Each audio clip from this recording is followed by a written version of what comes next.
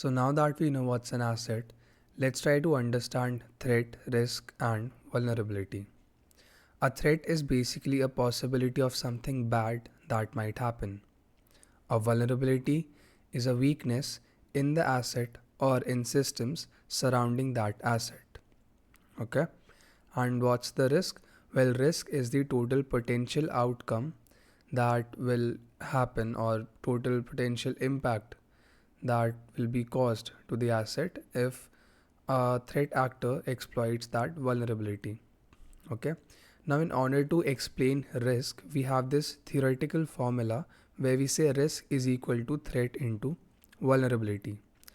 Now, let's try to understand this using examples. Let's say you have a house.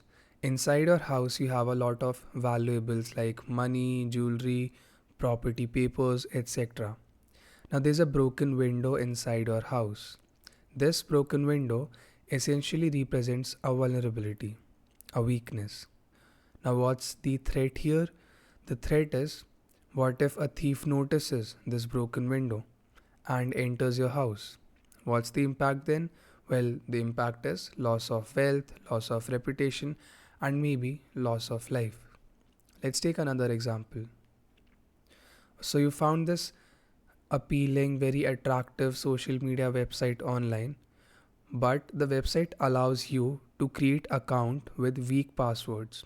For instance, let's say you create your account with ABCD1234 as your password.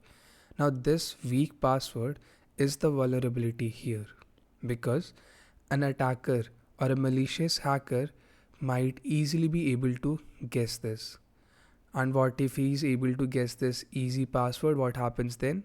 Well, you will lose access to your account, you will lose access to your data, and if the attacker is nasty, he might also try to do something from your account to cause some damage to your reputation.